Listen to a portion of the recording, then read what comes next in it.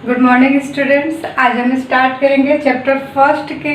जो chapter first आपका क्या है, nature and significance of management में आगे coordination the essence of management. मतलब कोऑर्डिनेशन को हिंदी में समन्वय कहते हैं, जो आप हमेशा सुनते होंगे।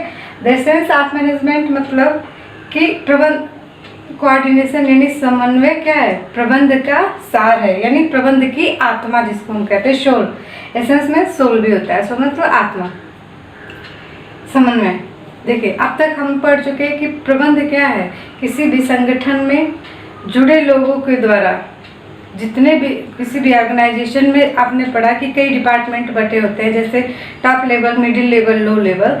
तो इसमें बहुत सारे एम्प्लॉयज़ काम करते हैं, इंडिविजुअल काम करते हैं। उन्हीं को क्या किया जाता है, मैनेजर द्वारा उनका मैनेज किया जाता है, यानी प्रबंध क्या है। यानी प्रबंध क्या एक कला है।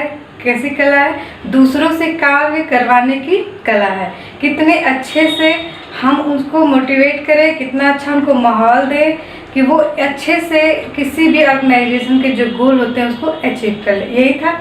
तो समन्वय, कोऑर्डिनेशन को अपने शब्दों में समझिए क्या होता है। समन्वय मतलब होता है कि कई लोग जब मिल के समूह में काम करते हैं ना, तो जब समूह में कार्य किया जाता है तो उसका उद्देश्य क्या होता है कि किसी एक गोल को प्राप्त करना। तो उनके अंदर ऐसा एकता भावना लाना चाहिए। मतलब प्रबंध का क्या, उनके कार्यों में एकात्मकता लाना, कि आप इस ढंग से कार्य करिए कि आप सभी लोगों का उद्देश्य एक हो। तो सब लोग मिलके क्या करते हैं, कार्य करते हैं, तो उसी को क्या कहते हैं, समन्वय। यानी कि संगठन में जुड़े लोगों के कार्यों में एकात्मकता लाना क्या होता है, समन्वय। आगे उसी में हम पढ़ते चलेंगे। देखिए क्या है, coordination can be seen as systematic arrangement of various effort made by individuals to achieve common organisations goal. जो हमने बताया कि क्या होता है कि एफर्ट मेड बाय इंडिविजुअल्स मतलब लोगों के द्वारा जो एफर्ट किया जाता है उसका एक सिस्टमेटिक ढंग से क्या किया जाए, अरेंजमेंट किया जाए, ताकि वो कॉमन ऑर्गेनाइजेशन गोल को अचीव करे। उसको क्या कह सकते हैं, कोऑर्डिनेशन। ध्यान दीजिए, ये जो है इसको हम प्रूव करेंगे कि कैसे समन्वय प्रबंध की आत्मा होती है। आगे देखते हैं, जैसे एग्जाम्पल द्वारा समझते हैं। एग्जाम्पल में देखिए क्या होता है, कोऑर्डिनेशन को कैसे किया जाता है, समन्वय। देखिए मान लेते हैं हमारा कोई भी ऑर्गेनाइजेशन है, जैसे हम चाहे आप कोई बिजनेस स्टार्ट करते हैं, जिसमें हम क्या करेंगे, किसी प्रोडक्ट को बनाएंगे और उसको मार्केट में सेल करेंगे। ठीक है, तो हम क्या करते हैं, सबसे पहला काम होता है, हम तो सब ह्यूमन रिसोर्सेज और सारे रिसोर्सेज आप पीछे पढ़ चुके हैं। आप लोगों ने अकाउंटेंसी में देखा होगा कि कैसे रॉ मटेरियल परचेज करते हैं, फिर हम मैन्युफैक्चरिंग का कार्य करते हैं, फिर उसके बाद मैन्युफैक्चरिंग के बाद जब हमारा प्रोडक्ट बन के तैयार होता है तो उसको मार्केट में सेल करते हैं। तो ये सब कार्य एक ही इंसान द्वारा नहीं होता है, एक ही लेवल पे नहीं होता, आप लोग जानते हैं। उसमें कई डिपार्टमेंट बटे होते हैं। जैसे मान लेते हैं कोई एक परचेज डिपार्टमेंट होगा। ठीक है, परचेज डिपार्टमेंट का कार्य क्या होता है, या तो वो प्रोडक्ट को डायरेक्ट सेल करता, परचेज करता है, या तो वो अपने घर क्या करता है, उसको मैन्युफैक्चरिंग करता है।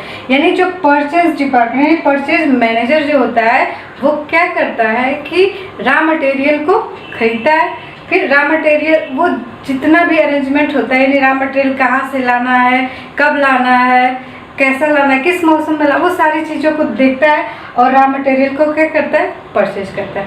जब तो वो परचेज का जो कार्य होता है, जो भी आप जानते हैं कि जब माल को जैसे रॉ मटेरियल खरीदने में बहुत सारे प्रोसेस करने पड़ते हैं, तो वो डिपार्टमेंट अलग होता है, उसको कोई अलग मैनेजर देखता है, जिसे हम कहेंगे परचेज मैनेजर। उसके बाद रॉ मटेरियल आके गोदाम में रख दिया गया, स्टॉक में भर दिया गया, तो उसके बाद दूसरा डिपार्टमेंट यानी उसके ऊपर, यानी एक होता है जहाँ पे प्रोडक्शन, यानी फैक्ट्री में प्रोडक्शन का कार्य चलता है, तो वहाँ का जो कार्य भार होता है वो प्रोडक्शन मैनेजर देखता है। प्रोडक्शन मैनेजर क्या देखेगा, अपना पूरा प्रोडक्शन का कार्य। आप सोचिए कि आपने रॉ मटेरियल आके रख दिया, ठीक है, अब उसको बाद उसको इटेबल थिंग्स यानी कि उपयोग करने के लिए जो भी आप, जैसे कोई भी चीज़, जैसे मान लेते हैं हम चीनी बना रहे हों तो गन्ना रॉ मटेरियल चाहिए। देखिए सारी रॉ मटेरियल हमको फार्मिंग से प्राप्त होती है, आपको पता है। यानी कि हम लोग क्या करते हैं, फार्मिंग से रॉ मटेरियल तैयार करते लाते हैं। तो उसके बाद प्रोडक्शन मैनेजर का कार्य क्या है, उस रॉ मटेरियल को अपने प्रोडक्ट जो निश्चित हुआ है कि क्या हमको प्रोडक्ट तैयार करना है या कपड़ा तैयार करना है या कोई भी खाने वाली वस्तु तैयार करनी है, आपको क्या सीधे खेत से आपके पास आ जाती है, ऐसा तो है नहीं। क्या होता है कि हमको चीनी मिलती है, जैसे हम मार्केट में चीनी खरीदते हैं या कपड़ा खरीदते हैं, तो क्या वो सीधे सीधे आ जाते हैं हमारे पास, ऐसा नहीं होता। उसके पहले बहुत से प्रोसेस होते हैं। तो मान लीजिए यहाँ पे कॉटन आ गया रॉ मटेरियल में, चाहे गन्ना आ गया रॉ मटेरियल में, राइस आ गया रॉ मटेरियल। उसके बाद हमारे प्रोडक्शन यानी फैक्ट्री में उसका क्या होता है, वो बनता है। तो जब भी कोई सामान बनता है तो क्या उसमें बहुत टाइम लगता है, आप तो जानते ही हैं। तो वहाँ पे क्या हुआ, प्रोडक्शन मैनेजर सारे प्रोडक्शन का कार्य देखता है, मतलब उसमें कितने एम्प्लॉय लगे हैं, कौन प्रोडक्शन का कितने वर्कर्स लगे हैं, उनका पूरा एक डिपार्टमेंट होता है। यानी कि वो प्रोडक्शन को क्या करते हैं, बनाते हैं, तैयार करते हैं। किसके द्वारा, जो उनको रॉ मटेरियल प्राप्त हुआ है परचेज मैनेजर के द्वारा। उसके बाद अब प्रोडक्शन का कार्य हो गया, मान लेते हैं हमारा सामान बन के तैयार हो गया, उसकी सब पूरा बन के तैयार होगा, अब उसको सेल करना है। तो सेल करना है, यहाँ पे प्रोडक्शन में क्या होता है, सब उसको पैकेजिंग हो जाएगी। अब उसको जब सेल करना है तो क्या यही सेल करेगा, ऐसा नहीं होता है। फिर उसके ऊपर का डिपार्टमेंट क्या करेगा, उसको सेल करेगा। तो वो आ जाता है मार्केटिंग मैनेजर। मार्केटिंग मैनेजर का कार्य क्या होता है, वो मार्केट की रिसर्च करेंगे, अपना प्रोडक्ट बेचने के लिए यानी सेल करने के लिए मार्केटिंग मैनेजर क्या करता है कि उसके लिए मार्केट तैयार करता है, यानी मार्केट की खोज करता है। वो जो प्रोडक्ट होता है उसका एडवर्टाइज करता है, उस पर कुछ डिस्काउंट देता है, मतलब कुछ ऐसा वो सारा काम करता है कि उसका जो बना बनाया माल अच्छे से मार्केट में बिक जाए। तो ये अब देखिए, मतलब एक रॉ मटेरियल से एक यूज करने वाला जो वस्तु बना, यानी कि सूती अरे क्या कहते हैं, कॉटन से कपड़ा बनता है, गन्ने से चीनी बनता है, ऐसी तरह बहुत से जो भी चीज़ें आप लोग यूज़ करते हैं उसका सब क्या होता है, रॉ मटेरियल। तो जब हमको यूज करने के लिए बन जाता है तो उसको कौन अवेलेबल करवाता है, मार्केटिंग मैनेजर। यानी ये मार्केट में क्या करता है, सेल करता है। लाया को कोई और, यानी परचेज किया कोई और, प्रोडक्ट किया कोई और, सेल का डिपार्टमेंट कोई। अब देखिए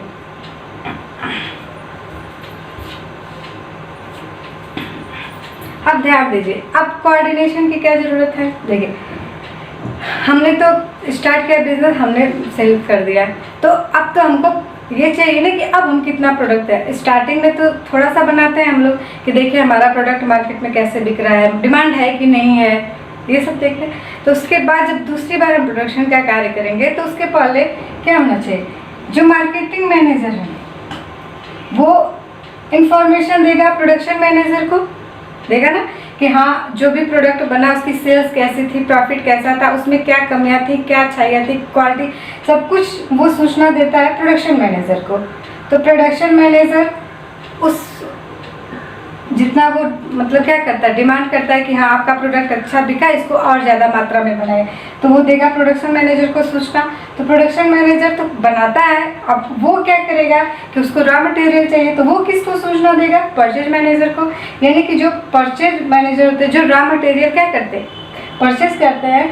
तो अब ये बताइए कि अगर इन तीनों डिपार्टमेंट में कम्युनिकेशन अच्छे से नहीं होगा, यानी समन्वय अच्छे से नहीं होगा, ये अपने ईगो में रहेंगे, ये अपने ईगो, तो क्या हमारा ऑर्गेनाइजेशन अपने गोल को अचीव कर पाएगा, नहीं कर पाएगा।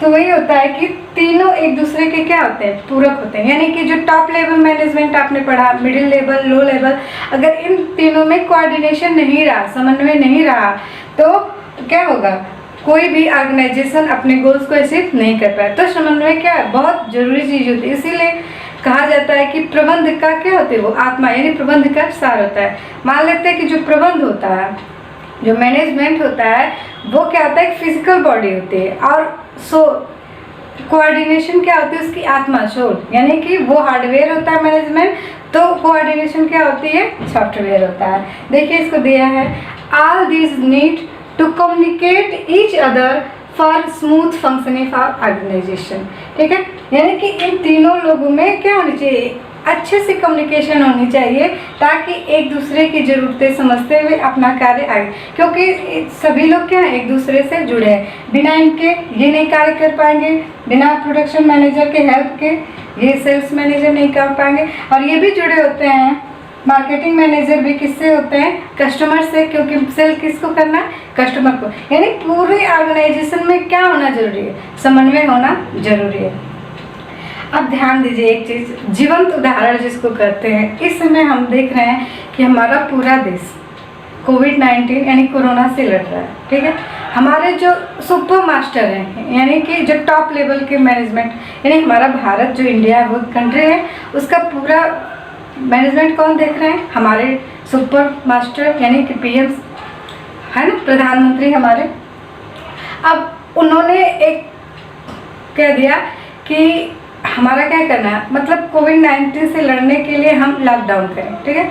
तो वो सूचना सीधे हम लोग को न देगी, अपने डिपार्टमेंट यानी कि सभी राज्यों के चीफ मिनिस्टर को दिए। तो क्या चीफ मिनिस्टर अगर उनकी बात नहीं माने, उनकी बात न सुने, उन लोगों में समन्वय ना हो, तो क्या लॉकडाउन हो सकता है, नहीं हो सकता है ना, क्योंकि वे देंगे चीफ मिनिस्टर अपने अपने राज्यों के यानी स्टेट्स के डीएम एसडीएम से बात करेंगे। यानी सब लोगों में कम्युनिकेशन जब होगा और जो प्रभावी होगा तभी हमारा कोई भी कार्य क्या हो सकता है, पूरा हो सकता है। तभी नहीं लॉकडाउन हो पाया, नहीं तो क्या बस पीएम के कर देने से सब लोग कर लेते, ऐसा नहीं होता। सब वो तो टॉप लेवल के मैनेजमेंट, उसके बाद हमारे स्टेट मिनिस्टर जैसे चीफ मिनिस्टर यूपी के आदित्यनाथ हो गए, फिर हमारे यहाँ के डिस्ट्रिक्ट वाइज डीएम एसडीएम सब लोग हैं। तो सब लोगों में क्या हो गया, समन्वय हुआ हमारे यहाँ, मतलब जनता भी क्या की, समन्वय की, मतलब सब लोग मिलजुल के यानी कि उससे लड़ने के लिए एक मत हो गए, एकता आ गई। तो समन्वय क्या होता है, आप देख लीजिए फिर से, coordination can be seen as systematic arrangement of various effort made by individuals मतलब जो सारे लोग ऑर्गेनाइजेशन में क्या हैं, ऐड। हम लोग भी तो ऑर्गेनाइजेशन में ऐड हैं, क्या वर्कर्स नहीं ऑर्गेनाइजेशन में ऐड है, तो वो लोग टू अचीव कॉमन ऑर्गेनाइजेशनल गोल। यानी इस समय हमारे देश का सबसे अचीवमेंट गोल क्या है, कोरोना से लड़ना और अपने को बचाना। चलिए आगे देखते हैं। It will not be wrong to say that coordination is life blood of management। अगर ये हम कह दें कि मैनेजमेंट के लिए कोऑर्डिनेशन ब्लड है ना, जैसे हमारे शरीर को ऑपरेट करने के लिए, जैसे हमारा शरीर कब जीवित है, जब ब्लड है हमारे शरीर में, ठीक उसी प्रकार मैनेजमेंट बिना कोऑर्डिनेशन के जिंदा नहीं रह सकता। यानी कि कोऑर्डिनेशन किसी भी मैनेजमेंट का क्या होता है, ब्लड होता है। क्या होता है, ब्लड ऑफ मैनेजमेंट। अब देखिए, it is soul of management, ये क्या होता है, सोल आत्मा होती है, because it is integral part of every function of management. It can understand with the help of following points। हम कह दें कि अगर प्रबंध मतलब कोऑर्डिनेशन यानी समन्वय प्रबंध की आत्मा, तो ये गलत नहीं होगा। और इसको समझने के लिए हम लोग आगे की पॉइंट को और अच्छे से समझेंगे। आई होप आप लोग को वैसे भी थोड़ा समझ में आ चुका होगा। आगे के पॉइंट्स में देखते हैं। फर्स्ट हम देखते हैं coordination in planning. Coordination in planning, जिसका उदाहरण हम अभी दिए हैं अपने कोविड-19 का। मतलब कोई भी प्लान बनाते हैं, यानी मास्टर प्लान अगर बन रहा है, तो जब तक उसके डिपार्टमेंटल यानी सपोर्टिव डिपार्टमेंट उनका सपोर्ट नहीं कर पाएंगे, तब तक कोई भी क्या होगा, प्लान सक्सेस नहीं हो पाएगा। यानी कि कोऑर्डिनेशन होना क्या है, बहुत जरूरी है। देखिए, there coordination is required between the master plans and the supportive plans of the various departments and personnel. मतलब कि क्या होना चाहिए, वेरियस डिपार्टमेंट्स और पर्सनल मतलब समझिए, जो स्टार्टिंग में हम लोग ने पढ़ा था कि जो भी कैंडिडेट आते हैं काम करेंगे, यानी कि ऑर्गेनाइजेशन में जितने भी इंडिविजुअल्स जुड़े हैं उसको हम क्या करते हैं, पर्सनल, क्योंकि उन्होंने उनके अंदर कोई क्वालिटी है और वो क्या रिक्वायरमेंट है ऑर्गेनाइजेशन की, मतलब ऑर्गेनाइजेशन में वो किसी कार्य के लिए आया है। यानी कि जो हमारे एम्प्लॉय हैं उनको पर्सनल हम कहते हैं। एग्जाम्पल से देखिए,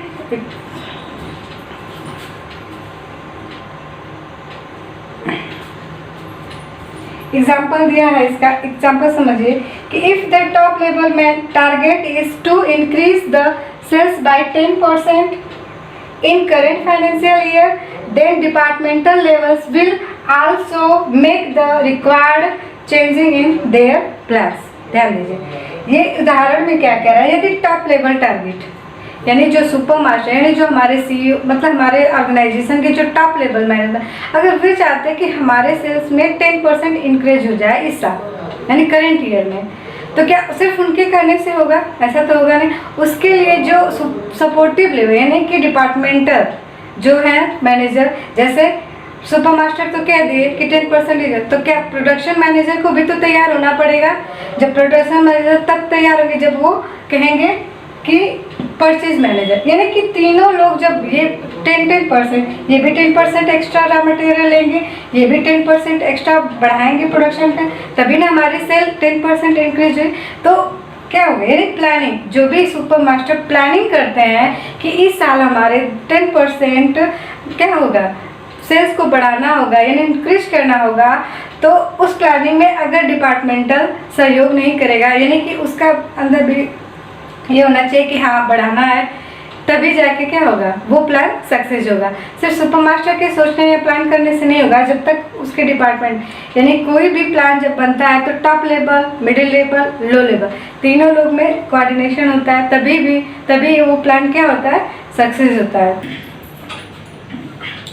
अब पढ़ेंगे हम कोऑर्डिनेशन इन ऑर्गेनाइजिंग, यानी ऑर्गेनाइजिंग में कैसे कोऑर्डिनेशन होगा उसको देखेंगे। तो देखिए, coordination is required between the various resources such as land, machine, finance and equipment. Also coordination is required to establish relationship between authority and responsibility. पहले देखिए, पहले हम कोऑर्डिनेशन में क्या देखेंगे, इन ऑर्गेनाइजिंग संगठन में क्या देखेंगे कि वेरियस रिसोर्सेज मतलब जो भी हमारा संगठन है, जो भी उसमें कार्य होते हैं उसमें वेरियस रिसोर्सेज होते हैं, जिसमें ह्यूमन रिसोर्सेज भी होते हैं, land, machine, finance and equipment, इसमें भी समन्वय होना जरूरी है। जैसे एग्जांपल समझते हैं, लैंड है हमारी मशीन है, यानी कि हमारे पास यानी हमारे ऑर्गेनाइजेशन में जितनी लैंड है उसमें हम सिर्फ 5 मशीन ही लगा सकते हैं।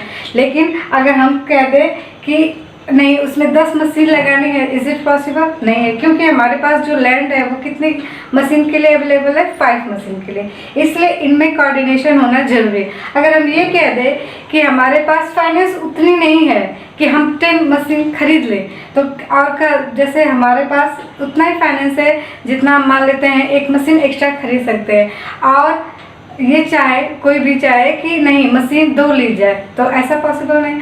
यानी कि जो हमारे ऑर्गेनाइजेशन में है वो जो रिसोर्सेज है इनमें भी कोऑर्डिनेशन होना क्या है, जरूरी है। ठीक है, यानी कि हमको अपने जितने भी रिसोर्सेज है उनके अकॉर्डिंग ही क्या करना है, कोई भी कार्य करना है। आगे देखते हैं, also coordination is required to establish responsibility between authority and responsibility. मतलब ये कह रहा है कि कोऑर्डिनेशन यानी अथॉरिटी और रिस्पॉन्सिबिलिटी। जैसे एग्जांपल से समझिए, मार्केटिंग मैनेजर हैं, ठीक है, उनको अपनी रिस्पॉन्सिबिलिटी दी कि आप सेल्स को क्या कीजिए, बढ़ाइए, लेकिन उनको अथॉरिटी नहीं दी। अथॉरिटी में क्या होता है देखा, जैसे क्या होता है कि अपना प्रोडक्ट सेल करने के लिए आप देखते हैं होंगे एडवर्टाइज किया जाता है, डिस्काउंट दिए जाते हैं ताकि हमारी सेल क्या हो सके, बढ़ सके। अगर आप चाहते हैं कि सेल्स टारगेट बढ़े तो उसके लिए आपको अथॉरिटी देनी जरूरी है। नहीं, मैनेजर को क्या चाहिए कि अगर सेल्स बढ़ानी है तो उस मार्केटिंग मैनेजर को क्या दी जाए, अथॉरिटी दी जाए। अथॉरिटी में क्या देंगे, डिस्काउंट देंगे और एडवर्टाइजमेंट करेंगे। आप जानते हैं कि कोई भी प्रोडक्ट मार्केट में लॉन्च होता है तो उसकी एडवर्टाइज जब तक नहीं करेंगे या उस पर डिस्काउंट नहीं रखेंगे तो सेल्स आपकी उतनी अच्छी भी नहीं होगी और बढ़ेगी भी नहीं। तो ये हो गया इन ऑर्गेनाइजिंग कोऑर्डिनेशन इन ऑर्गेनाइजिंग। आगे चलते हैं, इन स्टाफिंग। अब इन स्टाफिंग में हमने क्या पढ़ा था, अपॉइंटमेंट ऑफ एम्प्लॉय। हम स्टाफिंग में क्या करते हैं कि उचित कार्य के लिए उचित व्यक्ति का सिलेक्शन होता है ना। तो देखिए, coordination is required between the requirement of job qualification of person. मतलब जैसे हमको एग्जांपल से इसको समझते हैं, अगर हमको फाइनेंस मैनेजर चाहिए तो हम ऐसे एम्प्लॉय को क्या करेंगे, सेलेक्ट करेंगे जिसका बैकग्राउंड कॉमर्स है। ऐसा तो है नहीं कि एग्जाम्पल के लिए समझिए, अगर मैं कॉमर्स की टीचर हूँ, आप कहें मुझे फिजिक्स पढ़ा दो, तो ऐसा होगा नहीं। तो स्टाफिंग में भी क्या होना चाहिए, कोऑर्डिनेशन किसके बीच होता है, रिक्वायरमेंट ऑफ जॉब, मतलब आपको किस जॉब के लिए जो आदमी चाहिए। जैसे फाइनेंस मैनेजर चाहिए तो आप कॉमर्स बैकग्राउंड से लेंगे, ये नहीं कि बायोलॉजी पढ़ने वाले या साइंस पढ़ने वाले साइंस के स्टूडेंट को आप क्या करेंगे, अपॉइंट करेंगे। आगे देखते हैं, देखिए एग्जाम्पल दिया है, for the post of finance manager commerce background is mandatory. आगे देखते इन डायरेक्टिंग। डायरेक्टिंग में आपने देखा क्या होता है, निर्देशन, यानी कि अपने भी जो भी ऑर्गेनाइजेशन में एम्प्लॉय हैं उनको क्या करता है मैनेजर, उनको मोटिवेट करता है, लीडरशिप नेतृत्व करता है, मतलब कोई भी कार्य करवाना। जैसे कि आप लोग पहले ही जाने, प्रबंध किसी दूसरे व्यक्ति से कार्य कराने की कला है। तो इसमें क्या क्या चीज़ें होती है, मोटिवेशन यानी अभिप्रेरणा, मतलब मोटिवेट करना अपने वर्कर्स, अपने एम्प्लॉय को हमेशा समय समय पर मोटिवेट करना। लीडरशिप मतलब अच्छा नेतृत्व। कम्युनिकेशन स्किल क्या होती है कि नियंत्रण करना, जैसे हमेशा आप इंस्ट्रक्शन नहीं दें, ये ऐसे करिए, तो ऐसा तो होगा नहीं। कभी कभी क्या होता है कि प्रेम से भी कार्य को आसानी से कराया जाता है, उसके लिए आपको के अंदर कम्युनिकेशन स्किल होनी चाहिए। जैसे बातों के द्वारा प्रभावित कर लेना, जैसे आप गए और एम्प्लॉय को ऐसे समझा दे कि आप लोग अच्छे से मोटिवेट कर दिए और उनको प्यार से बात करके जो काम निकल सकता है उसको ज़बरदस्ती या इंस्ट्रक्शन दे के, टाइट इंस्ट्रक्ट करके नहीं करा सकते। तो वही है डायरेक्टिंग में, coordination required between motivation, leadership, communication and supervision. Examples में गुड लीडरशिप और कम्युनिकेशन स्किल, इसको एग्जाम्पल में बस समझने के लिए लिखे हैं। मतलब अच्छा जो नेतृत्व करता होता है मैनेजर के अंदर कौन सी क्वालिटी होनी चाहिए, गुड लीडरशिप की, यानी कि उनके अंदर नेतृत्व। जैसे देखते हैं इस समय हमारे पीएम हैं श्री नरेंद्र दामोदर दास जी, भूल गए थोड़ा सा, सॉरी। तो उनके अंदर लीडरशिप की क्वालिटी कितनी अच्छी आप लोग देख ही रहे हैं। एग्जाम्पल देखिए, अगर वो कह दे कि आपको दीपक जलाना है तो पूरा देश, यानी कि उनके अंदर जो भी स्पीच देते पूरी दुनिया सुनते हैं, नहीं उनके अंदर कम्युनिकेशन स्किल, लीडरशिप की क्वालिटी क्या है, कूट के भरी है। आगे देखिए, तो इसी प्रकार एक मैनेजर के अंदर भी क्या होनी चाहिए, लीडरशिप और कम्युनिकेशन और मोटिवेशनल पावर अच्छे से होना चाहिए, ताकि वे अपने कर्मचारियों से अच्छे से कार्य करवा सके। आगे हमारा इन कंट्रोलिंग में हमने सिंपल सी बात बताई है कि हमेशा कंपैरिजन होता है किसका, एक्चुअल जो आया और जो स्टैंडर्ड हमने तय किया था, यानी कि जो स्टैंडर्ड हमने मानक तय किया। जैसे हमने टारगेट किया कि इस साल हमारी मतलब इस महीने में हम 10 लाख का सेल करेंगे, लेकिन होपफुली कितना होगा, हमारा हो गया 10 लाख का करें और 8 लाख का, तो जो 2 लाख का डिफरेंस आ रहा है वो क्या होता है, वो हमारा ऐसे बोलते हैं उसको टेक्निकल लेवल में डेविएशन। ध्यान दीजिए, in controlling is required between the set standards and actual performance, यानी कि जो हमने सेट किया था, यानी सेट किया था कि हमारा इस महीने का जो सेल्स होगा वो 10 लाख का हुआ, कंपैरिजन किससे होगा, जो एक्चुअल परफॉर्मेंस क्या हुई आपकी कि आपका सेल्स हुआ 8 लाख का। ठीक है, एग्जाम्पल में समझते हैं, the target should be achievable if all goes good, setting hypothetical standard में भी decline the motivational level of worker. ध्यान दीजिए, इसको समझिए, the target should be achievable. देखिए, कोई भी टारगेट सेट करने से पहले उसके बारे में पहले से सोचा। देखिए ध्यान दीजिए, आप लोग का उदाहरण लेते हैं, चाहे हम ही लोग का, हम सोचें कि एक दिन में फर्स्ट चैप्टर मैनेजमेंट का कवर कर ले, इज इट पॉसिबल? एक दिन में आप पूरा याद कर लेंगे? ऐसा तो होगा। तो आपको जो भी टारगेट सेट करे, जो स्टैंडर्ड बना वो क्या होना चाहिए, सही होना चाहिए, नहीं कि हाइपोथेटिकल के आगे एक ही दिन में हम पूरा मैनेजमेंट पढ़ देंगे, ऐसा नहीं होना चाहिए। तो टारगेट सेट करते समय क्या होना चाहिए, हमेशा अपने पास जितना रिसोर्सेज हैं, ह्यूमन रिसोर्सेज, मटेरियल्स जो भी है, उसके अकॉर्डिंग अपना टारगेट क्या करना चाहिए, सेट करना चाहिए। हमारे पास एक ही वर्कर है, 2 ही वर्कर है, उनके कार्य करने की कैपेसिटी हमको मालूम होनी चाहिए, कितना हमारे पास रॉ मटेरियल वो भी मालूम होना चाहिए, उसके हिसाब से हमको क्या करना चाहिए, टारगेट सेट करना चाहिए। ठीक है, अब हम सोचे कि हमारे पास 10 वर्कर हैं और उनके का, अरे हम मैनेजर है तो इतना तो पता है कि हमारे पास हमारे वर्कर की कितनी कैपेसिटी है कार्य करने की, तो उसके हिसाब से करना चाहिए। कभी भी हाइपोथेटिकल टारगेट सेट नहीं करना चाहिए। हाइपोथेटिकल मतलब क्या होता है, वही जैसे हम कहें कि 2 घंटे में हम पूरा मैनेजमेंट का फर्स्ट चैप्टर कंप्लीट कर लेंगे पढ़ा के, या आप सोचे कि हम एक ही दिन में 2 घंटे में हम लर्न कर लेंगे, तो ऐसा संभव नहीं है। तो आई होप आप लोग को समझ में आ गया होगा कोऑर्डिनेशन। तो कोऑर्डिनेशन देखें, सब में जो आपके मैनेजमेंट के 5 प्रोसेस थे उनमें कैसे कैसे कोऑर्डिनेट होता है। इससे प्रूफ होता है कि कोऑर्डिनेशन क्या है, प्रबंध की आत्मा है। प्रबंध अगर एक फिजिकल स्ट्रक्चर है तो सॉल्व उसका क्या है, सॉफ्टवेयर, यानी कि वो हार्डवेयर है और सॉफ्टवेयर। बिना अगर प्रबंध में अगर समन्वय ही न रहा तो प्रबंध का कोई मतलब नहीं है।